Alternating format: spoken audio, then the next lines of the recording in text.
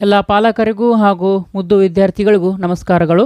ನಿಮಗೆಲ್ಲ the bold learners YouTube ಚಾನಲ್ಗೆ ಸ್ವಾಗತ. ಹಾಗಾದರೆ ಇವತ್ತಿಂದ ನಮ್ಮ ಯೂಟ್ಯೂಬ್ ಚಾನಲ್ನಲ್ಲಿ ನವೋದಯ ವಿದ್ಯಾಲಯದ ಉಚಿತ ತರಬೇತಿಗಳನ್ನು ಸ್ಟಾರ್ಟ್ ಮಾಡೋಣ. ಓಕೆ, ಹಾಗಾದರೆ ಈ ವಿಡಿಯೋನ ನೀವು 3ನೇ ತರಗತಿಯಲ್ಲಿ, 4ನೇ ತರಗತಿಯಲ್ಲಿ ಹಾಗೂ 5ನೇ ತರಗತಿಯಲ್ಲಿ ಇರುವಂತಹ ವಿದ್ಯಾರ್ಥಿಗಳಿಗೆ ಫಾರ್ವರ್ಡ್ ಮಾಡಿ. ಓಕೆ, ಹಾಗಾದರೆ ನಾವು ನವೋದಯ ವಿದ್ಯಾಲಯದ ತರಬೇತಿಯನ್ನು ಸ್ಟಾರ್ಟ್ ಮಾಡ್ತೇನೆ ಅಂತ ಹೇಳಿದ್ದೆ, ಹೌದಾ? ಇನ್ನೂ ನೀವು ಈ ಒಂದು ನವೋದಯ ವಿದ್ಯಾಲಯದ ಸಂಪೂರ್ಣ ಮಾಹಿತಿ ಇರುವಂತಹ ವಿಡಿಯೋನ ನೋಡಿಲ್ಲ ಅಂತಂದರೆ ಮೊದಲಿಗೆ ಆ ವಿಡಿಯೋನ ನೋಡಿ ಆ ನಂತರ ಈ ವಿಡಿಯೋನ ನೋಡಲಿಕ್ಕೆ ಸ್ಟಾರ್ಟ್ ಮಾಡಿ.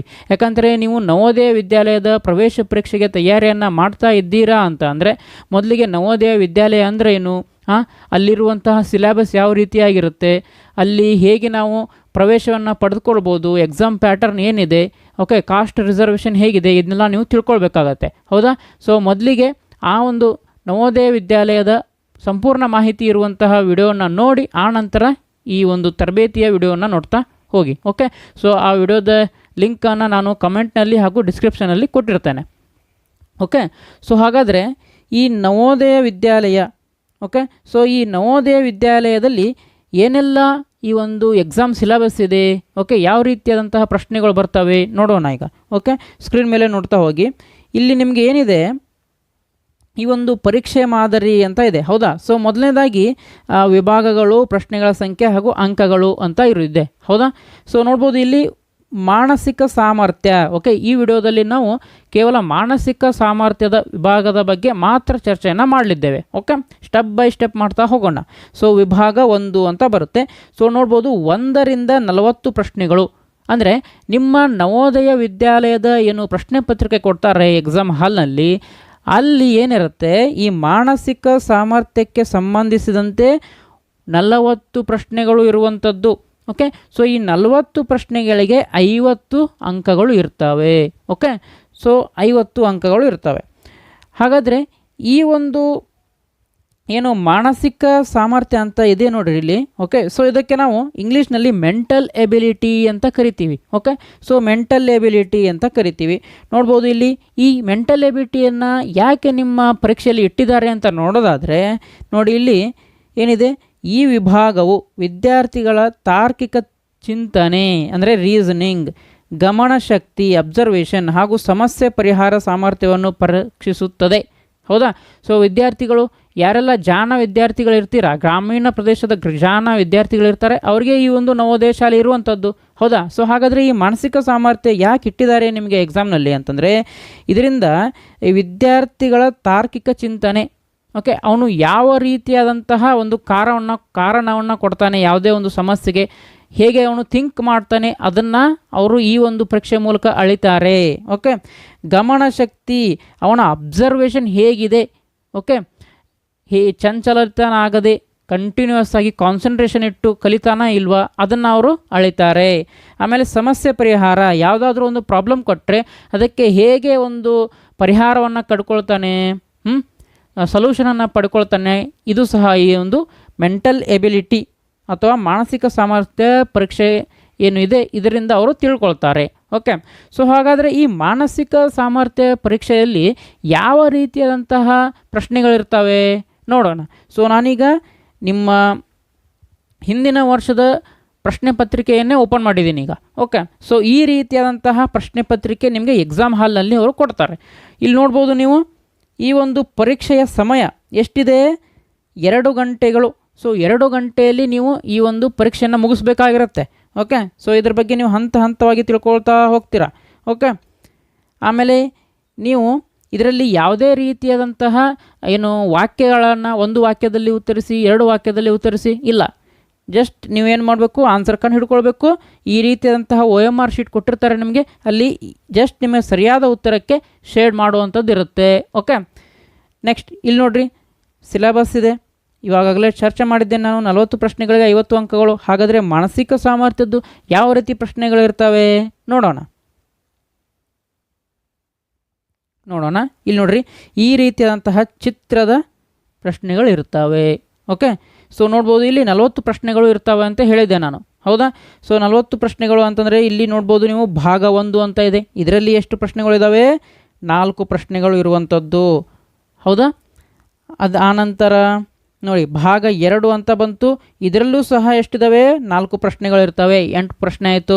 ಆಮೇಲೆ ಭಾಗ 3 4 ಪ್ರಶ್ನೆಗಳು, ಆಮೇಲೆ ಭಾಗ 4 ಮತ್ತು 4 ಪ್ರಶ್ನೆಗಳು. ಹೀಗೆ ಭಾಗ ಎಲ್ಲಿವರೆಗೂ ಇರುತ್ತೆ ಅಂತಂದರೆ ಇದು ಮಾನಸಿಕ ಸಾಮರ್ಥ್ಯ ಈ ವಿಭಾಗದಲ್ಲಿ ಅಂತಂದರೆ ಭಾಗ 10ರವರೆಗೂ ಇರುತ್ತೆ ನೋಡ್ರಿ. ಹೌದಾ, ಭಾಗ 10ರವರೆಗೂ ಇರುತ್ತೆ. ಸೊ ಒಟ್ಟಾರೆಯಾಗಿ ಒಂದೊಂದು ಭಾಗದಲ್ಲಿ 4 ಪ್ರಶ್ನೆಗಳು ಅಂದರೆ 10 ಭಾಗದಲ್ಲಿ 4 ಗುಣಾಕಾರ 10 40. ಹೌದಾ. ಸೊ 40 ಪ್ರಶ್ನೆಗಳು ಈ ಒಂದು ಮಾನಸಿಕ ಸಾಮರ್ಥ್ಯ ವಿಭಾಗದಲ್ಲಿ ಇರುವಂಥದ್ದು. ಓಕೆ, ನೋಡ್ಬೋದು ಇಲ್ಲಿ 40 ಪ್ರಶ್ನೆಗಳು ಕಂಪ್ಲೀಟ್. ಸೊ ಎಲ್ಲವೂ ನೋಡಿ ಯಾವುದೇ ರೀತಿಯಾದಂತಹ ಗಣಿತ ಲೆಕ್ಕಗಳನ್ನ ಮಾಡುವಂತಿಲ್ಲ. ಹೌದಾ, ಒಂದು ವಾಕ್ಯದಲ್ಲಿ ಉತ್ತರಿಸಿ ಇಲ್ಲ, ಜಸ್ಟ್ ಚಿತ್ರ ನೋಡೋದು, ಅವ್ರೇನು ಸೂಚನೆ ಕೊಟ್ಟಿರ್ತಾರೆ ಅದನ್ನು ಓದ್ಕೊಳ್ಳೋದು, ಆನ್ಸರ್ ಮಾಡುವಂಥದ್ದು. ಓಕೆ, ಸೊ ಇಲ್ಲಿ ನೋಡ್ಬೋದು 40 ಪ್ರಶ್ನೆಗಳಿದ್ದಾವೆ. ಅದಕ್ಕೆ ಎಷ್ಟು ಅಂಕಗಳು ಅಂತ ಹೇಳಿದ್ರು ಅವರು? 50. ಹೌದಾ, ಸೊ 50 ಅಂಕಗಳು. ಸೊ 50 ಅಂಕಗಳಿಗೆ ನೀವು ಎಷ್ಟು ಅಂಕಗಳನ್ನು ತೆಗೆದುಕೊಳ್ಬೇಕು? Very very very easy chapter ಅಂತಂದರೆ ನವೋದಯದಲ್ಲಿ ಈ ಏನು ಮಾನಸಿಕ ಸಾಮರ್ಥ್ಯಕ್ಕೆ ಸಂಬಂಧಿಸಿದಂಥದ್ದು. ಯಾಕೆ ಬರೀ ಏನಿದೆ ಇದರಲ್ಲಿ ಚಿತ್ರಗಳು ಇರುವಂಥದ್ದು. ಸೊ ಹಾಗಾದರೆ ಈ ಒಂದು 40 ಪ್ರಶ್ನೆಗಳಿಗೆ 50 ಅಂಕಗಳು ಇರುವಂಥದ್ದು. ಸೊ ಇದರಲ್ಲಿ ನೀವು ಮಿನಿಮಮ್ 50 ತೊಗೊಂಡ್ರು ವೆರಿ ವೆರಿ ಗ್ರೇಟ್, ಅಥವಾ 49, ಕಡಿಮೆ ಅಂದರೆ 48 ಇಷ್ಟು ತೆಗೆದುಕೊಂಡ್ರೆ ಮಾತ್ರ ಈ ಒಂದು ಪರೀಕ್ಷೆಯಲ್ಲಿ ಸಕ್ಸಸ್ ಕಾಣಲಿಕ್ಕೆ ಸಾಧ್ಯ ಇದೆ. ಸೊ ಹಾಗಾದರೆ ಈ ಒಂದು ಮಾನಸಿಕ ಸಾಮರ್ಥ್ಯ ವಿಭಾಗಕ್ಕೆ ಸೇರಿದಂತಹ ಮೊದಲ ಕ್ಲಾಸನ್ನು ಶ್ರೀ ಗಣಪತಿಯನ್ನು ಮನದಲ್ಲಿ ನಿಡ್ಕೊಳ್ತಾ ಸ್ಟಾರ್ಟ್ ಮಾಡೋಣ ಈಗ. ಓಕೆ, ಸೊ ವೆರಿ ವೆರಿ ಬೇಸಿಕ್ಕಿಂದ ಸ್ಟಾರ್ಟ್ ಮಾಡ್ತೀನಿ ನಾನು.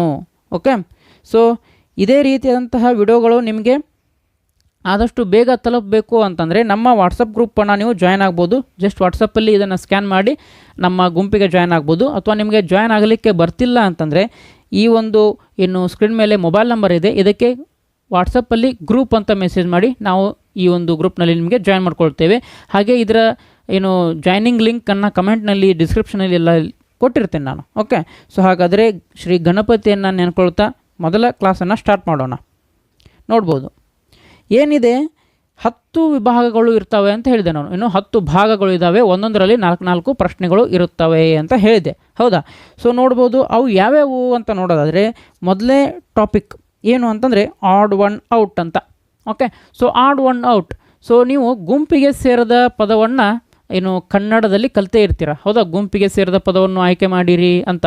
ಓಕೆ, ಸೊ ಫಾರ್ ಎಕ್ಸಾಂಪಲ್ ನಾನು ಹೇಳ್ತೀನಿ ನೋಡ್ರಿ. ಈಗ ಚಿರತೆ, ಆನೆ, ಸಿಂಹ, ಆಕಳು. ಹೌದಾ, ಚಿರತೆ, ಆನೆ, ಸಿಂಹ, ಆಕಳು. ಇದರಲ್ಲಿ ಗುಂಪಿಗೆ ಸೇರೋದನ್ನು ಆಯ್ಕೆ ಮಾಡಿ ಅಂತಂದರೆ ಈಸಿ ಅಲ್ವಾ? ಆಕಳು ಅಂತ ನೀವೆಲ್ಲರೂ ಹೇಳ್ತೀರಾ. ಯಾಕೆ? ಚಿರತೆ ಕಾಡಿನಲ್ಲಿರುವಂಥದ್ದು, ಆನೆ ಸಹ ಕಾಡಿನಲ್ಲಿ ಇರುವಂಥದ್ದು, ಆಮೇಲೆ ಚಿರತೆ, ಆನೆ, ಸಿಂಹನೂ ಸಹ ಕಾಡಿನಲ್ಲಿ ಇರುವಂಥದ್ದು. ಹೌದಾ, ಸೊ ಈ 3 ಏನಿದ್ದಾವೆ ಕಾಡು ಪ್ರಾಣಿಗಳು. ಆದರೆ ಆಕಳು ಮಾತ್ರ ಏನು ಸಾಕು ಪ್ರಾಣಿ. ಹೌದಾ, ಸೊ ಈ ರೀತಿಯಾದಂತಹ ಪ್ರಶ್ನೆಗಳು ನಿಮಗೆ ಈಗ ಆಲ್ರೆಡಿ ಗೊತ್ತಿದ್ದಾವೆ, ಗುಂಪಿಗೆ ಸೇರಿದ ಪದಗಳು. ಸೊ ಇದೇ ಏನೊಂದು ಮೊದಲನೇ ವಿಭಾಗ ಆಡ್ ಒನ್ ಔಟ್. ಅಂದರೆ 4 ಚಿತ್ರಗಳಲ್ಲಿ ಒಂದೇ ಭಿನ್ನವಾಗಿರುತ್ತದೆ. ಭಿನ್ನ ಅಂತಂದರೆ ಬೇರೆ ಅಂತ ಅರ್ಥ. ಓಕೆ, ಸೊ ಭಿನ್ನವಾದದ್ದನ್ನು ಕಂಡು ಹಿಡಿಯಿರಿ ಅಂತಂದರೆ ಬೇರೆ ಇರುವುದನ್ನು, ಗುಂಪಿಗೆ ಸೇರದ್ದನ್ನು ಕಂಡು ಹಿಡಿಯಿರಿ ಅಂತ ಅರ್ಥ. ಸೊ ಇದಕ್ಕೆ ಸಂಬಂಧಿಸಿದಂತೆ ಎಷ್ಟು ಪ್ರಶ್ನೆಗಳಿರ್ತವೆ? 4 ಪ್ರಶ್ನೆಗಳು ಇರ್ತವೆ. ಸೊ ಮೊದಲನೇ ಭಾಗದಲ್ಲಿ ಆಯಿತು. ಆಮೇಲೆ ಎರಡನೇ ಭಾಗ ಯಾವುದು ಅಂತಂದರೆ ಫಿಗರ್ ಮ್ಯಾಚಿಂಗ್ ಅಂತ. ಓಕೆ, ಅಂದರೆ ಒಂದು ಚಿತ್ರಕ್ಕೆ ಸಮಾನವಾದ ಚಿತ್ರವನ್ನು ಆಯ್ಕೆ ಮಾಡುವುದು. ಅಂದರೆ ಒಂದು ಚಿತ್ರ ಕೊಟ್ಟಿರ್ತಾರೆ, ಅದೇ ಥರ ಸೇಮ್ ಟು ಸೇಮ್ ಇರುವಂಥ ಚಿತ್ರ ಯಾವುದು ಇನ್ನೊಂದು, ಅದನ್ನು ನೀವು ಕಂಡುಹಿಡಬೇಕು. ಈ ರೀತಿಯಾದಂಥವು ಸಹ 4 ಪ್ರಶ್ನೆಗಳು ಇರ್ತವೆ. ಓಕೆ, ಆಮೇಲೆ ಪ್ಯಾಟರ್ನ್ ಕಂಪ್ಲೀಷನ್ ಇರುತ್ತೆ, ಫಿಗರ್ ಸಿರೀಸ್, ಎನಾಲಜಿ. ಓಕೆ, ಆಮೇಲೆ ಮಿರರ್ ಆ್ಯಂಡ್ ಏನು water mirages, water images. Okay, so ಅಂದರೆ ಇವು ಮಿರರ್ ಇಮೇಜ್ ಅಂದರೆ ನೀವು ನಿಂತ್ಕೊಂಡಿದ್ದೀರಾ ಅಥವಾ ಯಾವುದೇ ಒಂದು ಆಕೃತಿಯನ್ನು ಕೊಡ್ತಾರೆ, ಅದು ಕನ್ನಡಿಯಲ್ಲಿ ಯಾವ ರೀತಿ ಕಾಣುತ್ತೆ ಅದನ್ನು ನೀವು ಹೇಳಬೇಕಾಗತ್ತೆ. ಆಮೇಲೆ ಎಂಬೆಡೆಡ್ ಫಿಗರ್ಸ್ ಅಂದರೆ ಹುದುಗಿರುವ ಅಥವಾ ಒಳಗಿರುವ ಅಥವಾ ಅಡಗಿಕೊಂಡಿರುವ ಏನು ಆಕೃತಿಯನ್ನು ಕಂಡು ಹಿಡಿಯಿರಿ ಅಂತ ಇದು ಸಹ ಒಂದು ಇರುತ್ತೆ. ಆಮೇಲೆ ಪೇಪರ್ ಫೋಲ್ಡಿಂಗ್, ಒಂದು ಪೇಪರ್ ಕೊಟ್ಟಿರ್ತಾರೆ, ಅದನ್ನು ಅವರಿಗೆ ಹೇಗೆ ಬೇಕು ಅದನ್ನು ಮಡಚಿರ್ತಾರೆ, ಅದನ್ನು ಓಪನ್ ಮಾಡಿದಾಗ ನಿಮಗೆ ಹೇಗೆ ಕಾಣುತ್ತೆ ಅದು ನೀವು ಹೇಳಬೇಕು. ಓಕೆ, ಆಮೇಲೆ ಜಾಮೆಟ್ರಿಕಲ್ ಫಿಗರ್ಸು, ಸ್ಪೇಸ್ ವಿಜುವಲೈಸೇಷನು, ಈ ರೀತಿಯಾದಂತಹ ಏನು 10 ಭಾಗಗಳು, ಅದರಲ್ಲಿ 4 ಪ್ರಶ್ನೆಗಳು, ಟೋಟಲ್ 40 ಪ್ರಶ್ನೆಗಳು. ಸೊ ಹಾಗಾದರೆ ಇವತ್ತು ನಾವು ಏನನ್ನು ಕಲಿಯೋಣ, ಯಾವ ಭಾಗದ ಪ್ರಶ್ನೆಗಳನ್ನ ಕಲಿಯೋಣ ಅಂತಂದರೆ ಆಡ್ ಒನ್ ಔಟ್, ಭಿನ್ನವಾಗಿರುವುದನ್ನು ಕಂಡುಹಿಡಿಯುವುದು ಅಥವಾ ಗುಂಪಿಗೆ ಸೇರೋದನ್ನು ಕಂಡುಹಿಡಿಯುವುದು. ಓಕೆ, ಸೊ ಮೊದಲನೇ ಪ್ರಶ್ನೆಯನ್ನು ಸ್ಟಾರ್ಟ್ ಮಾಡೋಣ ಹಂಗೆ. ಓಕೆ, ಇದಕ್ಕೆ ಹೇಗೆ ಕೊಟ್ಟಿರ್ತಾರೆ ನಿಮಗೆ ನಿಮ್ಮ ಪ್ರಶ್ನೆ ಪತ್ರಿಕೆಯಲ್ಲಿ ಸೂಚನೆ ಅಂತಂದರೆ, ಸೊ ಯಾರೆಲ್ಲ ಕನ್ನಡ ಮೀಡಿಯಂ ವಿದ್ಯಾರ್ಥಿಗಳಿದ್ದೀರಾ, ಸೊ ಅವರು ಈ ಒಂದು ಸೂಚನೆಯನ್ನು ಓದ್ಕೊಳ್ಬೋದು. ಹಾಗೆ ಇಂಗ್ಲೀಷ್ ಮೀಡಿಯಂ ಯಾರಿದ್ದೀರಾ ಈ ಒಂದು ಸೂಚನೆಯನ್ನು ಓದ್ಕೊಳ್ಬೋದು. ಓಕೆ, ಸೊ ಇಲ್ಲಿ ಏನು ಹೇಳಿದ್ದಾರೆ ಅವರು ಅಂತ ನೋಡೋದಾದರೆ ನೋಡಿ, ಪ್ರಶ್ನೆ ಸಂಖ್ಯೆಗಳು 1ರಿಂದ 4ರಲ್ಲಿ. ಓಕೆ, ಸೊ 1ರಿಂದ 4ರವರೆಗೆ ಏನಿದೆ, ಪ್ರತಿಯೊಂದರಲ್ಲಿ ABCD ಅಕ್ಷರಗಳುಳ್ಳ 4 ಆಕೃತಿಗಳನ್ನು ಕೊಡಲಾಗಿದೆ ಅಂತ. ಓಕೆ, ಸೊ 4 ಆಕೃತಿಗಳು ಕೊಟ್ಟಿರ್ತಾರೆ, ಅವಕ್ಕೆ ABCD ಅಂತ ನೇಮಿಂಗ್ ಮಾಡಿರುವಂಥದ್ದು, ಹೆಸರುಗಳನ್ನ ಕೊಟ್ಟಿರ್ತಾರೆ. ಈ 4 ಆಕೃತಿಗಳಲ್ಲಿ 3 ಆಕೃತಿಗಳು, ಎಷ್ಟು 3 ಆಕೃತಿಗಳು ಒಂದು ವಿಧದಲ್ಲಿ ಒಂದೊಂದು ಹೋಲುತ್ತವೆ. ಅಂದರೆ 3 ಆಕೃತಿಗಳು ಒಂದೇ ಗುಂಪಿಗೆ ಸೇರಿರುವಂಥದ್ದು, ಇನ್ನೊಂದು ಈ ಒಂದು ಚಿತ್ರಗಳಿರ್ತವೆ, 3 ಚಿತ್ರಗಳು ಅದರಿಂದ ಭಿನ್ನವಾಗಿರುತ್ತದೆ, ಚೇಂಜ್ ಇರುತ್ತೆ, ಅದನ್ನು ನೀವು ಕಂಡು ಹಿಡ್ಕೋಬೇಕು ನೋಡಿರಿ. ಮತ್ತು ಉಳಿದ ಒಂದು ಅವುಗಳಿಂದ ಭಿನ್ನವಾಗಿದೆ ಅಂದರೆ ಬೇರೆಯಾಗಿದೆ. ಹೀಗೆ ಭಿನ್ನವಾಗಿರುವ ಅಥವಾ ಬೇರೆಯಾಗಿರುವ ಗುಂಪಿಗೆ ಸೇರದೇ ಇರುವ ಆಕೃತಿಯನ್ನು ಕಂಡುಹಿಡಿದು ನಿಮ್ಮ ಉತ್ತರವನ್ನು ಸೂಚಿಸಲು OMR ಹಾಳೆಯಲ್ಲಿ ಆಯಾ ಪ್ರಶ್ನೆ ಸಂಖ್ಯೆ ಮುಂದುಗಡೆ ಇರುವ ಸರಿಯಾದ ಉತ್ತರವನ್ನು ಸಂಪೂರ್ಣವಾಗಿ ತುಂಬಿರಿ ಅಂತ ಹೇಳಿದ್ದಾರೆ. ಸೊ OMR ಹಾಳೆ ಅಂದರೆ ಏನು ಅಂತಂದರೆ ಜಸ್ಟ್ ಸರ್ಕಲ್ ಇರುತ್ತೆ, ಹೌದಾ. ಸೊ ಅದರಲ್ಲಿ ನಿಮ್ಮ ಉತ್ತರಗಳನ್ನ ನೀವು ತುಂಬಬೇಕು. ಮುಂದಿನ ವಿಡಿಯೋದಲ್ಲಿ ಅದು ಹೇಗಿರುತ್ತೆ ಅಂತ ತೋರಿಸ್ತೀನಿ ನಾನು ನಿಮಗೆ. ಓಕೆ, ಅದೇ ಇಂಗ್ಲೀಷ್ ಮೀಡಿಯಮ್ದವ್ರು ನೋಡಿರಿ, in question number 1 to 4 figures ABCD have been given in each of the questions. Same 4 options will be given or 4 images will be given. In that 3 images will be of same pattern and 1 image will be of different pattern. So you have to find the image with a different pattern. Okay, the one which will not have the same features as of other 3. Okay, so ಈ ರೀತಿಯಾದಂತಹ ನೀವು ಪ್ರಶ್ನೆ ಅರ್ಥ ಆಯಿತು ಅಂತ ಅಂದ್ಕೊಂಡಿದ್ದೀನಿ ನಿಮಗೆ. Okay, so ಹಾಗಾದರೆ ಪ್ರಶ್ನೆಗಳು ಹೇಗಿರುತ್ತೆ ನೋಡ್ತಾ ಹೋಗೋಣ. ಓಕೆ, ಸೊ ಮೊದಲನೇದಾಗಿ easy level. Okay, so easy level. So ನಿಮಗೆ ಇದು ಇಂಟ್ರೊಡಕ್ಷನ್ ಕ್ಲಾಸ್ ಆಗಿರೋದರಿಂದ ಸೊ ಈ ಒಂದು ನಾನು ಡಿಸ್ಕಸ್ ಏನು ಮಾಡ್ತಾ ಇದ್ದೇನೆ ಈಗ. ಸೊ ಈ ಪ್ರಶ್ನೆಗಳು ಇಷ್ಟೊಂದು ಈಸಿ ಇರುವಂತಹ ಪ್ರಶ್ನೆಗಳು ನವೋದಯ ವಿದ್ಯಾಲಯದಲ್ಲಿ ಬರ್ತಾವಾ? ಇಲ್ಲ. ಸೊ ಇಂಟ್ರೊಡಕ್ಷನ್ ಆಗಿರೋದ್ರಿಂದ ನಾನು ನಿಮಗೆ ಈಸಿ ಆಗಿರುವಂತಹ ಪ್ರಶ್ನೆಗಳನ್ನು ಈ ಕ್ಲಾಸ್ನಲ್ಲಿ ತೆಗೆದುಕೊಂಡು ಬಂದಿದ್ದೇನೆ, ಹೌದಾ. ಸೊ ಹಾಗಾದರೆ ಈ ನಾಳೆಯ ವಿಡಿಯೋದಲ್ಲಿ ನಾವೇನು ಮಾಡೋಣ, ಎಕ್ಸಾಕ್ಟ್ ನವೋದಯದಲ್ಲಿ ಯಾವ ರೀತಿ ಪ್ರಶ್ನೆಗಳು ಬರ್ತವೆ ಅದನ್ನು ನೋಡ್ತಾ ಹೋಗೋಣ. ಬಟ್ ಅವುಗಳನ್ನ ಸಾಲ್ವ್ ಮಾಡಬೇಕು ಅಂದರೆ ನಿಮ್ಮದೇ ಏನಿರಬೇಕು, ಬೇಸಿಕ್ ಕಾನ್ಸೆಪ್ಟ್ ಸ್ಟ್ರಾಂಗ್ ಇರಬೇಕು, ಹೌದಾ. ಸೊ ಬೇಸಿಕ್ ಕಾನ್ಸೆಪ್ಟ್ ಸ್ಟ್ರಾಂಗ್ ಇದ್ದಾಗ ಮಾತ್ರ ನೀವು ಮುಂದಿನ ಆ ಒಂದು ನವೋದಯ ವಿದ್ಯಾಲಯದ ಪ್ರಶ್ನೆಗಳನ್ನ ಸಾಲ್ವ್ ಮಾಡ್ಬೋದು. ಸೊ ಸಾಲ್ವ್ ಮಾಡೋಣ ಹೋಗ. ಮೊದಲನೇದಾಗಿ ಈಸಿ ಲೆವೆಲ್, ತುಂಬ ಅಂದರೆ ತುಂಬ ಈಸಿ ಲೆವೆಲ್. ಓಕೆ, ಸೊ ನೋಡೋಣ ಇಲ್ಲಿ ಏನಿದ್ದಾವೆ. ಇಲ್ಲಿ 4 ಆಪ್ಷನ್ಗಳನ್ನ ಕೊಟ್ಟಿದ್ದಾರೆ ಅಥವಾ ಆಕೃತಿಗಳನ್ನ ಕೊಟ್ಟಿದ್ದಾರೆ, ABCD ಅಂತ. ಓಕೆ, ಸೊ ಇದರಲ್ಲಿ ಯಾವುದೋ ಒಂದು 3 ಆಕೃತಿಗಳು ಸೇಮ್ ಇದಾವಂತೆ, ನೋಡೋಣ. ಓಕೆ, ಇಲ್ಲಿ ನೋಡ್ಬೋದು, ಇಲ್ಲಿ ಸಹ ವೃತ್ತ ಇದೆ ಅಥವಾ ಸರ್ಕಲ್ ಇದೆ, ಡನ್. ಇಲ್ಲೂ ಸರ್ಕಲ್ ಇದೆ, ಡನ್. ಓಕೆ, ಸೊ ಇಲ್ಲಿ ಸರ್ಕಲ್ಲು, ಇಲ್ಲಿ ಸರ್ಕಲ್ಲು, ಇಲ್ಲಿ ಸರ್ಕಲ್ಲು. ಬಟ್ ಇಲ್ಲಿ ಏನಿದೆ, ಸ್ಕ್ವೇರ್ ಇದೆ ಅಥವಾ ಚೌಕ ಇದೆ. ಸೊ ಇಲ್ಲೆಲ್ಲ ವೃತ್ತಗಳು ಇದ್ದವು, ಹೌದಾ. ಸೊ ಇಲ್ಲಿ ಏನಿದೆ, ಸ್ಕ್ವೇರ್ ಇರುವಂಥದ್ದು, ಹೌದಾ, ಸ್ಕ್ವೇರ್ ಇದೆ. ಸೊ ಹಾಗಾದರೆ ನಿಮಗೆ ಉತ್ತರ ಯಾವುದು ಅಂತ ಅಂದರೆ, ಭಿನ್ನವಾಗಿರುವುದು, ಗುಂಪಿಗೆ ಸೇರೋದು ಯಾವುದು ಅಂತ ಅಂದರೆ ಈ ಒಂದು ಆಪ್ಷನ್ ಡಿಯಲ್ಲಿ ಇರುವಂಥದ್ದು. ಯಾಕೆ ಅಂತಂದರೆ ಈ 3 ಆಕೃತಿಗಳು ಒಂದೇ ಗುಂಪಿಗೆ ಸೇರಿದೆ, ಈ ಆಪ್ಷನ್ ಡಿ ಮಾತ್ರ ಅದಕ್ಕೆ ಆ ಒಂದು ಗುಂಪಿಗೆ ಸೇರಿಲ್ಲ. ಹಾಗಾದರೆ ನಮ್ಮ ಉತ್ತರ ಯಾವುದು ಅಂತ ಅಂದರೆ ಆಪ್ಷನ್ ಡಿ. ಸೊ ಇದನ್ನು OMR ಹಾಳೆಯಲ್ಲಿ ನಿಮಗೆ ಈ ರೀತಿಯಾದಂತಹ ಒಂದು OMR ಹಾಳೆ ಇರುತ್ತೆ. ಓಕೆ, ಸೊ ಅದರಲ್ಲಿ ನೀವೇನು ಮಾಡಬೇಕು, ಆಪ್ಷನ್ ಡಿ ಸರಿಯಾಗಿತ್ತಲ್ವ ಈಗ. ಸೊ ಇಲ್ಲಿ ABCD ಅಂತ ಇರುತ್ತೆ, CD ಅಂತ ಇರುತ್ತೆ. ಸೊ ಅದರಲ್ಲಿ ಡಿ ಏನು ಮಾಡಬೇಕು, ನೀವು ಈ ರೀತಿಯಾದಂಥ ಸರ್ಕಲ್ ಮಾಡಬೇಕು OMR ಹಾಳೆಯಲ್ಲಿ. ಓಕೆ, OMR ನಿಮಗೆ ತೋರಿಸ್ತೀನಿ ನಾನು ನೆಕ್ಸ್ಟ್. ಮುಂದೆ ಪ್ರಶ್ನೆಗೆ ಉತ್ತರ ಗೊತ್ತಾಯಿತು ಅಲ್ವಾ ನಿಮಗೆ. ನೆಕ್ಸ್ಟ್ ಎರಡನೇ ಪ್ರಶ್ನೆನ ನೋಡಿ. ಓಕೆ, ಇಲ್ಲಿ ಏನು ಕೊಟ್ಟಿದ್ದಾರೆ ಅವರು, ತ್ರಿಕೋಣವನ್ನು ಕೊಟ್ಟಿರುವಂಥದ್ದು. ಓಕೆ, ಸೊ ತ್ರಿಕೋಣ ಇಲ್ಲೂ ಇದೆ, ತ್ರಿಕೋಣ ಇಲ್ಲೂ ಇದೆ, ಇಲ್ಲೂ ತ್ರಿಕೋಣ ಇದೆ, ಇಲ್ಲೂ ತ್ರಿಕೋಣ ಇದೆ, ಹೌದಲ್ವಾ. ಎಲ್ಲದರಲ್ಲೂ ತ್ರಿಕೋಣ ಕೊಟ್ಟಿದ್ದಾರೆ. ಆದರೆ ಹೇಗೆ ನಾವು ಗುಂಪಿಗೆ ಸೇರೋದನ್ನು ಕಂಡು ಹಿಡಿಯೋದು ಅಂತ ಅಂದರೆ ನೋಡಿರಿ, ಇಲ್ಲಿ ಇವೆಲ್ಲ ಈ ರೀತಿ ಪಾಯಿಂಟ್ ಆಗಿವೆ, ಹೌದಾ. ಹೌದಾ?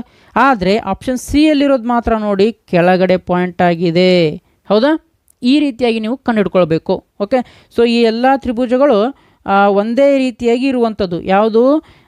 ಎ, ಬಿ ಮತ್ತು ಡಿ ಯಲ್ಲಿರುವಂಥದ್ದು. ಆದರೆ ಈ ಸಿ ಯಲ್ಲಿರುವಂಥದ್ದು ನೋಡೋಣ. ಹೌದಾ? ಚೇಂಜ್ ಆಯ್ತಲ್ವಾ? ಸೊ ಹಾಗಾದರೆ ನಿಮಗೆ ಉತ್ತರ ಯಾವುದು ಅಂತ ಅಂದರೆ ಸಿ ಯಲ್ಲಿ ಇರುವಂಥದ್ದು. ಸೊ ಇದನ್ನು ನೀವು ಯಾವ ರೀತಿ ಓ ಎಮ್ ಆರಲ್ಲಿ ತುಂಬಬೇಕು ಅಂತಂದರೆ ನೋಡಿರಿ, ಇಲ್ಲಿ ಎ, ಬಿ, ಸಿ, ಡಿ ಅಂತ ಇರುತ್ತೆ. ಹೌದಾ? ನಮಗೆ ಉತ್ತರ ಯಾವುದು ಬಂದೀಗ ಸಿ. ಸೊ ಸಿ ಅಂತಂದರೆ ಜಸ್ಟ್ ಇದನ್ನು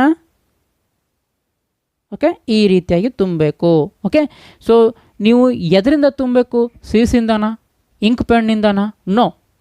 ಯಾವುದರಿಂದ ಅಂತಂದರೆ ಸ್ಕೆಚ್ ಪೆನ್ ಯೂಸ್ ಮಾಡಿನಾ? ನೋ.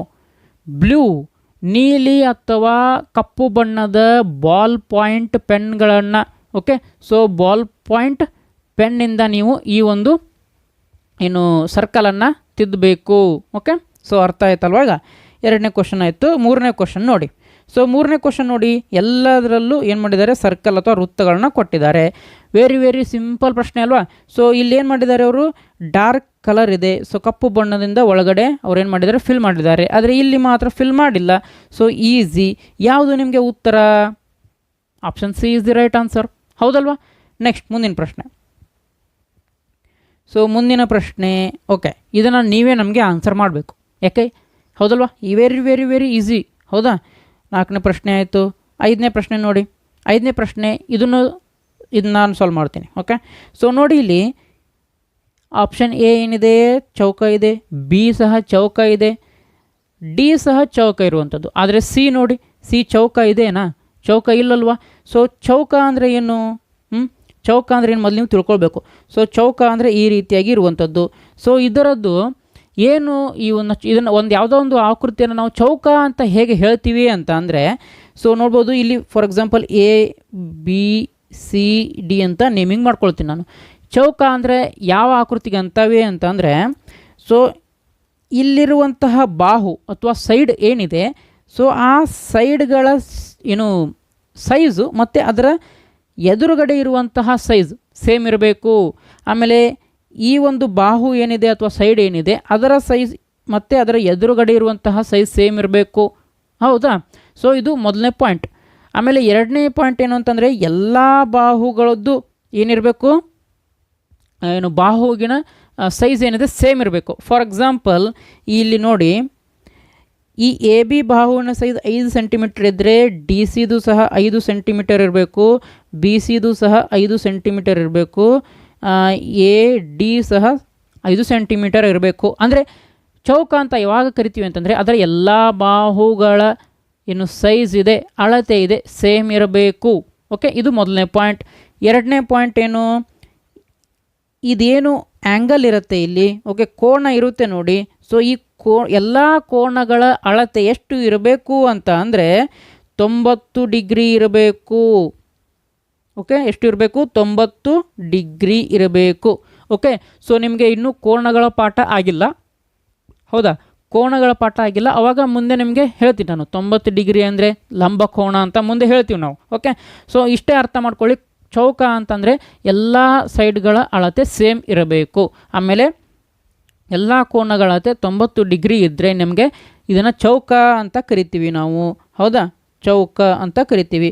ಸೊ ಎ ಯಲ್ಲಿ ಚೌಕ ಇದೆ, ಬಿ ಯಲ್ಲಿ ಚೌಕ ಇದೆ, ಡಿ ಯಲ್ಲಿ ಸಹ ಚೌಕ ಇದೆ.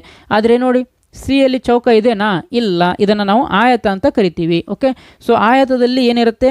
ಸೊ ಎದರು ಬದರು ಬಾಹುಗಳು ಮಾತ್ರ ಸೇಮ್ ಇರುವಂಥದ್ದು. ಓಕೆ, ಸೊ ಎದರು ಬಹದರು ಏನು ಬಾಹುಗಳು ಮಾತ್ರ ಸೇಮ್ ಇರುವಂಥದ್ದು, ಅದನ್ನು ನಾವು ಆಯತ ಅಂತ ಕರಿತೀವಿ. ಹೌದಾ? ಆದರೆ ಚೌಕದಲ್ಲಿ ಎಲ್ಲ ಬಾಹುಗಳು ಸೇಮ್ ಇರುತ್ತೆ. ಸೊ ಹಾಗಾಗಿ ನಮಗೆ ಇಲ್ಲಿ ಉತ್ತರ ಯಾವುದು? Option C is the right answer. Okay, next ಸ್ವಲ್ಪ ಮೀಡಿಯಮ್ ಲೆವೆಲ್. ಈಗ ನಾವು ಈಸಿ ಲೆವೆಲ್ ಪ್ರಶ್ನೆಗಳನ್ನು ಸಾಲ್ವ್ ಮಾಡಿದ್ವಿ. ಹೌದಾ? ಸ್ವಲ್ಪ ಮೀಡಿಯಮ್ ಲೆವೆಲನ್ನು ನೋಡೋಣ. ಸೊ ಮೀಡಿಯಮ್ ಲೆವೆಲಲ್ಲಿ ಏನಿದೆ? ಹೌದಾ? ಸೊ ನೋಡಿ, ಇಲ್ಲಿ ಈ ಒಂದು ಆ್ಯರೋ ಏನಿದೆ ಬಲಗಡೆ, ನಿಮ್ಮ ಊಟ ಮಾಡುವ ಕೈ ಅದು ಬಲಗಡೆ ಅಲ್ವಾ? ಸೊ ಬಲಗಡೆ ಪಾಯಿಂಟ್ ಆಗಿದೆ. ಇದು ಸಹ ಬಲಗಡೆ. ಬಟ್ ಇದೆ ನೋಡಿ ಎಡಗಡೆ ಆಯಿತು. ಸೊ ಹೌದಾ? ಸೊ ಇದು ಎಡಕ್ಕೆ ಆಯಿತು ಪಾಯಿಂಟ್. ನೆಕ್ಸ್ಟ್ ಇದು ನೋಡಿ ಬಲಕ್ಕೆ ಆಯಿತು. ಹೌದಾ? ಸೊ ಹಾಗಾದರೆ ಎ ಸಹ ಬಲಕ್ಕಿದೆ, ಬಿ ಸಹ ಬಲಕ್ಕೆ ಇದೆ, ಡಿ ಸಹ ಬಲಕ್ಕೆ ಇದೆ. ಸೊ ಹಾಗಾದರೆ ಉತ್ತರ ಯಾವುದು ನಮಗೆ? Option C is the right answer. ಹೌದಾ? ನೆಕ್ಸ್ಟ್ ಇಲ್ಲಿ ನೋಡಿ, ಇಲ್ಲಿ ಏನಿದೆ ಅಂತಂದರೆ ನೋಡಿರಿ, ಮೊದಲನೇ ಆಪ್ಷನಲ್ಲಿ 2 ವೃತ್ತಗಳಿದ್ದಾವೆ, ಬಿ ಯಲ್ಲಿ ಸಹ 2 ವೃತ್ತಗಳು, ಡಿ ಯಲ್ಲಿ ಸಹ 2 ವೃತ್ತಗಳು. ಆದರೆ ಆಪ್ಷನ್ ಸಿ ಯಲ್ಲಿ ಮಾತ್ರ 3 ವೃತ್ತಗಳಿದ್ದಾವೆ, ಸರ್ಕಲ್ಗಳು. ಸೊ ಹಾಗಾಗಿ ಯಾವುದು ಉತ್ತರ ನಮಗೆ? Option C is the right answer. ಹೌದಾ? ನೆಕ್ಸ್ಟ್ 8ನೇ ಕ್ವಶನ್ಗೆ ನೀವೇ ಕಮೆಂಟ್ ಮಾಡುವ ಮುಖಾಂತರ ನಮಗೆ ಉತ್ತರವನ್ನು ತಿಳಿಸ್ಬೇಕು. ಹೌದಾ? ಯಾಕಂದರೆ ವೆರಿ ವೆರಿ ಈಸಿ ಇದ್ದಾವೆ ಇವು, ಹೌದಲ್ವಾ? ನೆಕ್ಸ್ಟ್ 9ನೇ ಪ್ರಶ್ನೆ ನೋಡಿ. ಇಲ್ಲಿ 9ನೇ ಪ್ರಶ್ನೆ ಏನಿದೆ ಅಂತಂದರೆ, ಏನಿದೆ ಆಪ್ಷನ್ನು ಈ ರೀತಿಯಾಗಿ ಬಲ ಮೇಲ್ಗಡೆ ಮೂಲೆಗೆ ಪಾಯಿಂಟ್ ಆಗಿರುವಂಥದ್ದು, ಇದು ಸಹ ಬಲಗಡೆ ಮೇಲ್ಗಡೆ ಮೂಲೆಗೆ, ಇದು ಸಹ ಬಲಗಡೆ ಮೇಲ್ಗಡೆ ಮೂಲೆಗೆ. ಸೊ ಆದರೆ ಸಿ ಆಪ್ಷನ್ ನೋಡಿ, ಸಿ ಬಲಗಡೆ ಕೆಳ ಮೂಲೆಗೆ, ಹೌದಾ, ಪಾಯಿಂಟ್ ಆಗಿರುವಂಥದ್ದು. ಹಾಗಾದರೆ ಉತ್ತರ ಯಾವುದು? ಸಿ. ಹೌದಾ? ನೆಕ್ಸ್ಟ್ ನೋಡಿ, ಕಂಪಲ್ಸರಿಯಾಗಿ ನೀವು ನಾನು ಯಾವ್ಯಾವ ಪ್ರಶ್ನೆಗೆ ಕಮೆಂಟ್ ಮಾಡಿ ಅಂತ ಹೇಳ್ತಾ ಇದ್ದೇನೆ ನೋಡಿರಿ. ಸೊ ಆ ಪ್ರಶ್ನೆಯ ನಂಬರನ್ನು ಹಾಕಿ ಉತ್ತರವನ್ನು ನಮಗೆ ಕಮೆಂಟ್ ಮಾಡುವ ಮುಖಾಂತರ ನೀವು ತಿಳಿಸ್ಬೇಕು. ಹೌದಾ? ಅಂದರೆ ನಮಗೂ ಸಹ ಅರ್ಥ ಆಗುತ್ತೆ, ನಾವು ಹೇಳುತ್ತಿರುವಂತಹ ಪಾಠಗಳು ನಿಮಗೆ ಅರ್ಥ ಆಗ್ತಿದೆಯೋ ಇಲ್ವೋ. ಹೌದಾ? ಒಂದು ರೀತಿಯಾಗಿ ಇಂಟ್ರ್ಯಾಕ್ಷನ್ ಇರಬೇಕು. ಹೌದಾ? ಯಾಕಂದರೆ ಯೂಟ್ಯೂಬ್ನಲ್ಲಿ ನಾವು ನಿಮ್ಮ ಮುಖವನ್ನು ನೋಡಲಿಕ್ಕೆ ಆಗ್ತಿಲ್ಲ. ಹೌದಾ? ನಿಮಗೆ ಅರ್ಥ ಆಗಿದೆಯೋ ಇಲ್ವೋ ನಮಗೆ ತಿಳ್ಕೊಳ್ಳೋಕ್ಕೆ ಬರಲ್ಲ. ಸೊ ಹಾಗಾಗಿ ಒಂದೇ ಒಂದು ಮಾರ್ಗ ಅಂದರೆ ನೀವು ಕಮೆಂಟ್ ಮಾಡಿದರೆ ನಮಗೆ ನಿಮಗೆ ಪಾಠ ಅರ್ಥ ಆಗ್ತಿದೆಯೋ ಇಲ್ವೋ ಅಂತ ನಮಗೆ ತಿಳಿಯುತ್ತೆ. ಓಕೆ, 10ನೇ ಪ್ರಶ್ನೆ ನೋಡಿ. 10ನೇ ಪ್ರಶ್ನೆ ಏನಿದೆ ಅಂತಂದರೆ, ಆಪ್ಷನ್ಗಳು ಕೊಟ್ಟಿದ್ದಾರೆ 4. ಇದರಲ್ಲಿ ಗುಂಪಿಗೆ ಸೇರೋದನ್ನು ನಾವು ಕಂಡುಹಿಡ್ಕೊಳ್ಬೇಕು. ಸೊ ಮೊದಲನೇದಾಗಿ ಇಲ್ಲಿ ಏನಿದೆ? ಚೌಕ ಇದೆ. ಈ ರೀತಿಯಂಥ ಪ್ರಶ್ನೆಗಳು ಬಂದಾಗ ಏನು ಮಾಡಬೇಕು? ಒಂದೊಂದೇ ಆಕೃತಿಯನ್ನು ನೋಡ್ತಾ ನೀವೇನು ಮಾಡಬೇಕು? ಆಪ್ಷನ್ಗಳನ್ನ ಎಲಿಮಿನೇಟ್ ಮಾಡ್ತಾ ಹೋಗಬೇಕು, ಆಪ್ಷನ್ಗಳನ್ನ ತೆಗೀತಾ ಹೋಗಬೇಕು. ಹೌದಾ? ಆವಾಗ ಮಾತ್ರ ನೀವು ಟೈಮನ್ನು ಸೇವ್ ಮಾಡ್ಬೋದು. ಯಾವುದಕ್ಕೆ? ಮುಂದೆ ಗಣಿತ ಇದೆ, ಸೊ ಅದಕ್ಕೆ. ಹೌದಾ? ಇಲ್ಲಿ ಎ ಆಪ್ಷನಲ್ಲಿ ಮೊದಲಿಗೆ ಏನಿದೆ? ಚೌಕ ಇರುವಂಥದ್ದು. ಓಕೆ, ಬಿ ಆಪ್ಷನಲ್ಲೂ ಸಹ ಚೌಕ ಇದೆ. ಸಿ ಆಪ್ಷನಲ್ಲಿ ತಪ್ಪು, ಏನಿದೆ? ಇಲ್ಲಿ ವೃತ್ತ ಇದೆ. ಹೌದಾ? ಅದೇ ಡಿ ಆಪ್ಷನಲ್ಲಿ ಏನಿದೆ? ಮತ್ತೆ ಚೌಕ ಇರುವಂಥದ್ದು. ಸೊ ಗೊತ್ತಾಯ್ತಲ್ವ ನಿಮಗೆ ಉತ್ತರ? ಸೊ ಇಲ್ಲಿ ಸಿ ಆಪ್ಷನಲ್ಲಿ ಮೊದಲ ವೃತ್ತ ಬಂದಿದೆ. ಸೊ ಮತ್ತೆ ಮುಂದೆ ನೋಡಲಿಕ್ಕೆ ಹೋಗಬಾರ್ದು. ಓಕೆ, ಸುಮ್ಮನೆ ಟೈಮ್ ವೇಸ್ಟ್ ಅಲ್ವಾ? ಸೊ ಮತ್ತೆ 2ನೇ ಆಕೃತಿ ಯಾವುದಿದೆ? 2ನೇದರಲ್ಲಿ ಸರ್ಕಲ್ ಇದೆ, ಇದರಲ್ಲೂ ಸರ್ಕಲ್ ಇದೆ, ಮತ್ತು ಇದರಲ್ಲೂ ಸರ್ಕಲ್ ಇದೆ, ಇದರಲ್ಲಿ ಚೌಕ ಇದೆ ಅಂತ ಮತ್ತೆ 2ನೇ ಆಕೃತಿಯನ್ನು ನೋಡ್ತಾ ಕೊಡಬೇಡಿ. ಓಕೆ, ಸೊ ಎಲ್ಲ ವಿದ್ಯಾರ್ಥಿಗಳು ಅಂದರೆ ಬಹಳಷ್ಟು ವಿದ್ಯಾರ್ಥಿಗಳು ತಪ್ಪು ಮಾಡುವಂಥದ್ದು ಇಲ್ಲೇನೆ. ಸೊ ಉತ್ತರ ಗೊತ್ತಾಯ್ತಲ್ವ? ಮತ್ತೆ ಅದನ್ನ ಕ್ರಾಸ್ ವೆರಿಫೈ ಮಾಡ್ಕೊಳ್ತಾ ಕೂತ್ಕೊಂಡ್ರೆ ಬೇರೆ ವಿದ್ಯಾರ್ಥಿಗಳು ನಿಮಗಿಂತ ಮುಂದೆ ಹೋಗ್ಬಿಟ್ಟಿರ್ತಾರೆ. ಹೌದಾ? ಸೊ ಹಾಗಾಗಿ ಉತ್ತರ ಗೊತ್ತಾದ ತಕ್ಷಣ ಏನು ಮಾಡಬೇಕು? OMR ಹಾಳೆಯಲ್ಲಿ ತುಂಬಬೇಕು, ಮುಂದೆ ಹೋಗ್ತಾ ಇರಬೇಕು. ಸೊ ಸುಮ್ಮನೆ ಟೈಮ್ ವೇಸ್ಟ್ ಮಾಡುವಂಥದ್ದಲ್ಲ.